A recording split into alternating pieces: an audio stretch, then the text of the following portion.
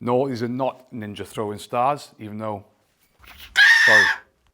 These are called, or what I like to call them, dog washers. So before we bolt our timbers together with a standard bolt, we can place a dog washer between the timbers to stop them slipping and moving. Keeps our timber from moving that way and that way. Like a robot.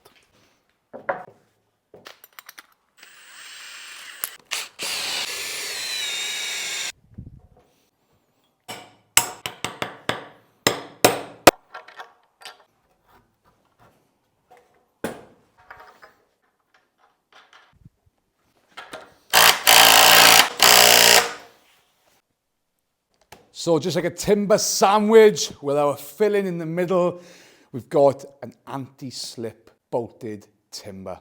These come in different sizes, M12s, M10s, different lengths, etc., etc. So check them out, Joiner Bolt.